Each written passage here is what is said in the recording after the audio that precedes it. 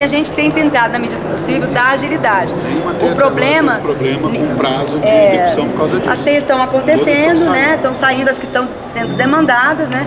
Umas que não tinham solução pelo uso de rendimento, a gente está buscando outras soluções. No caso do Rio Grande do Sul foi assim, o Rio Grande do Norte está propondo também uma parceria por fora, Goiás foi assim. Então, assim, muitas vezes não é nem o rendimento, é viabilizar a teia. E esse esforço a gente tem feito. Então, essa prioridade pode ter uma ou outra, né? Quinto, propomos que seja criado um edital de interações estéticas e criação coletiva, como concurso, por um produto por estado, para seja apresentado na teia.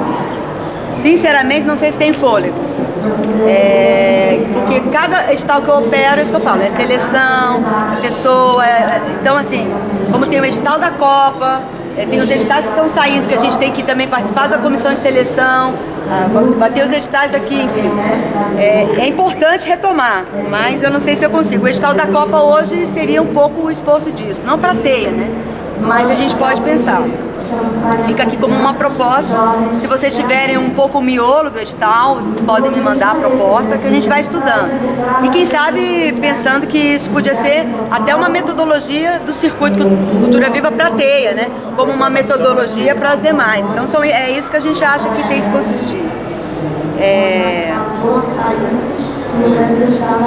Solicitamos, reivindicamos que os representantes do CNPC sejam imediatamente nomeados por meio de portaria. Não vejo problema com relação a isso. A Antônia, que é responsável, pode estar dando essa providência. Isso aí é fundamental, também acho. Perfeito para o processo de elaboração do projeto da teia. Isso tem que ser rápido mesmo, porque estamos em cima da bucha. Abertura de um edital de contratação de pessoal para integrar a comissão executiva da teia. Bem, eu contratei uma consultoria, posso pensar numa segunda, mas sinceramente não vejo como contratar 5 frentes, só na operação do convênio lá com a universidade. E aí a gente teria que detalhar isso com esse processo de desenho. Mas eu acho que tem que ser dessa linha, né? Aí é uma operação lá, eu mesmo diretamente para contratar não tenho mecanismos. Via universidade? Via universidade, eu acho que sim. Prever isso, né? Porque tem que prever no plano de trabalho. Isso. Agora a Universidade Federal do Rio Grande do Norte, ela tem que pisar no acelerador conosco em função até da teia que vocês querem fazer do Rio Grande do Norte em si, né? Sejam lançados imediatamente novos editais do programa SGPARETê, Cultura e Saúde, ponto de leitura. Ponto de leitura, gente, a DDL que é responsável pela implementação dos pontos de leitura. A gente ainda não conseguiu integrar, chegou agora o Fabiano, a gente fez, na medida do possível, a gente tem considerado que os pontos de leitura devem ser chamados para o processo, devem estar na teia, devem ser alvo da nossa ação, mas ainda não como responsabilidade nossa.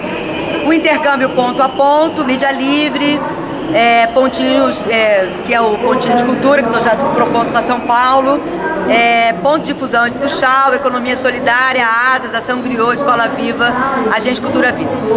Ação Griot, Escola Viva, a gente acha que isso vai estar muito contemplado na ação do Mais Cultura nas Escolas. Isso tem que ter uma liga com o programa. E aí a gente está começando uma interface maior com a Ruana nesse sentido. O que a gente combinou com relação a isso foi fazer um encontro da ação para fazer uma avaliação dessa ação. As demais, a gente tem que criar essas metodologias e também apresentar para os estados e municípios, porque a gente não tem condição de operar esses editais diretamente pelo município. Pode. Sobre isso eu queria dar um exemplo assim, por exemplo, o Rio de Janeiro, o estado do Rio, fez uma proposta para um edital, para editais estaduais dentro desse convênio, já todo recortado com essas coisas aqui. Em São Paulo nós estamos discutindo a mesma coisa com o estado, o edital estadual já vai ter recorte para essas questões. Minas, a mesma coisa. A comissão lá aprovou a ideia de que tem que ter mídia livre, não sei o que, nos editais estaduais. Então eu entendo que isso aqui a gente contempla nos editais estaduais, que é essa ideia da descentralização do Cultura Viva como um todo. Ao invés de você ter edital só para ponto de cultura, todas essas outras políticas a gente pode fazer pactuado com o Estado e diferente em cada Estado, porque cada Estado tem uma demanda um pouco diferenciada. O Ceará vai ter uma proposta que fortalece mais uma ação de cultura popular, a Bahia vai ter uma que fortalece mais um outro campo, para a gente poder respeitar essa diversidade também. E aí, dentro da medida do possível, uma parceria com os pontões, assim, para de repente operarem essas linhas, porque também o Estado, para operar esse tanto de linha, quer dizer, né, de ações, né, e aí vai se modelando a partir das perspectivas. Embora eu acho que pontinho de cultura é uma linha que a gente tem que dar uma valorada, porque eu acho que a questão da infância é da maior importância, e acho que é por meio da infância que a gente vai fazer essa grande mudança aí. O ASA já é o prêmio de fomento, né? Economia solidária pode estar dentro do prêmio também, mas isso aí, dentro desse prêmio de fomento, a gente pode estabelecer categorias, e aí a gente tem que qualificar esse processo, né?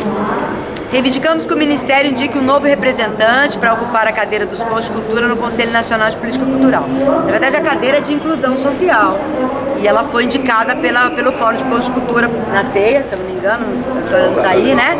E a gente fez a recondução em função de que a gente não tinha feito uma TEIA nacional.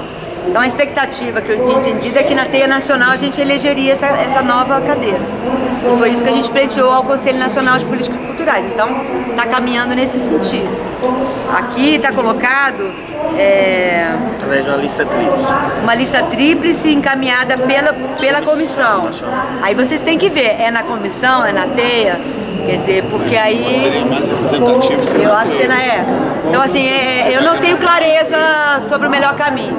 Eu tenho clareza que a estruturação da participação social do programa, que é a terceira linha, que eu tinha falado, qualificação, eu tinha falado primeiro a questão do programa com política de base comunitária, a qualificação da gestão, e a terceira é a questão da estruturação da participação social.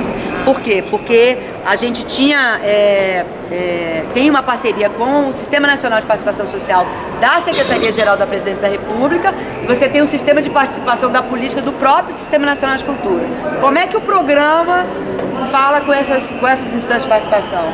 Vamos ter as comissões de cogestores, de gestores, como é que vai funcionar isso? Então a gente tem que propor nessa linha.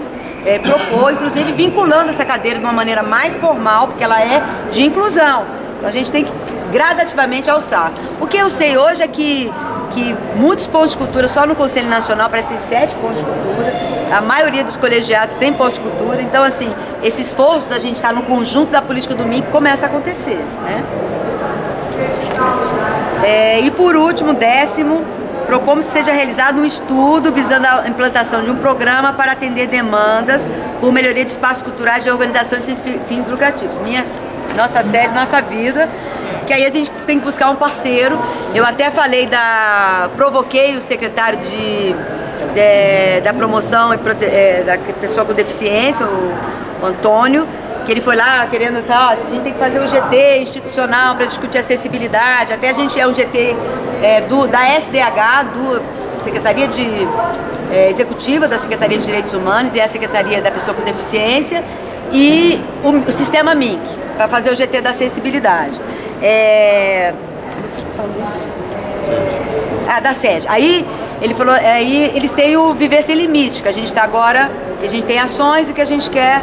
Assim, e me diz uma coisa, e os espaços físicos comunitários? O Viver Sem Limite tem 7 bilhões. Não seria da maior importância que a gente tivesse, por exemplo, recursos para fazer a adaptação de acessibilidade nos espaços comunitários? Então, eu já estou batendo na porta. Né? Uma hora sai alguma coisa, mas assim, é uma bandeira bacana, é uma bandeira consistente, entendeu? Eu acho que se a gente se organizasse, isso podia ser levado mesmo à própria ministra, no sentido dela apresentar a própria Dilma uma proposta estruturada nesse sentido, por que não? Né? Por que a questão não é só... E aí é legal ser espaços, porque alguns lugares vão ser espaços abertos, como na comunidade indígena, outros vão ser edificações, os povos terreiros já têm outra dinâmica, né? Então como é que a gente trabalha essa questão? É uma política de fomento estruturante, né, da maior importância, tem que correr atrás. Por isso que eu falo que o programa tem que caminhar para uma linha que ele garanta esse funcionamento, mas ao mesmo tempo ele tem que crescer na sua perspectiva de uma política de fomento. A chancela de pontos tem que nos dar a oportunidade de alçar parcerias no conjunto das políticas públicas. Isso seria maior e o grande ganho desse processo de chancela, de ser rede, de ser ponto de cultura, de ser parceiro da política pública.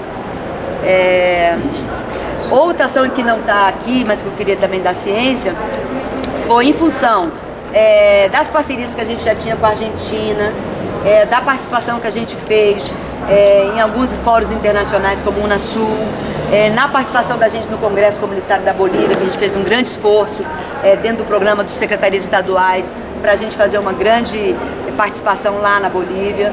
E depois estive na convenção da Unesco em Paris, a gente apresentou, nos despedimos do mandato, era o último ano de mandato, né, do Comitê Intergovernamental da Convenção, e apresentamos também a perspectiva da importância de um trabalho de política de base comunitária.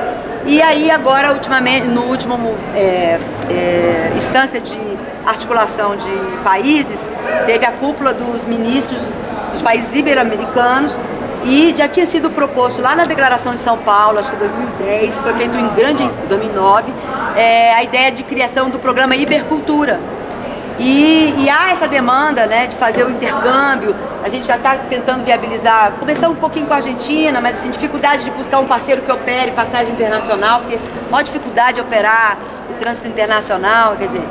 Então, está buscando essa parceria, mas aí a gente foi um pouco mais ousado e fizemos a proposição a criação de um programa Ibercultura, que ficou batizado Ibercultura Viva, e que envolve um fundo, e a gente já aportaria para 2014. Isso está sendo feito um processo de adesão dos países, isso vai ser apresentado na reunião dos presidentes, dos chefes de Estado, para ser efetivamente aprovado. Mas assim, a adesão foi muito legal, eu tive contato com vários ministros que eu tinha tido na Unasul, e na Unasul eu criei, dentro da diversidade cultural, uma linha que seria a integração dos gestores no sentido de desenvolvimento de uma política de base comunitária, porque ela se desenha nos países de diferentes maneiras, né? Então, foi uma soma de esforços que se materializou nesse programa, que a gente ofereceu a princípio um aporte inicial de $110 mil para criar o fundo, e aí precisa pelo menos ser 7 países aportando recursos, e a gente vai ter um fundo para começar esse trabalho também de intercâmbio entre a sociedade civil e entre os gestores na questão da política pública de cultura. Sim, e aí tem outras parcerias que a gente tem feito com as universidades, Encontros de Saberes com o professor Jorge, CNPq, a ideia da discussão dessa carreira do cientista tradicional, a lei dos mestres, a lei de cultura viva, enfim, essas outras frentes que a gente vem fazendo, e também um conjunto de emendas. Me falaram que liberaram 40 milhões para emenda enquanto eu estava aqui, eu fiquei apavorado, porque aí vem aí um monte de convênio específico para a execução dessas emendas parlamentares, que o ano que vem, inclusive,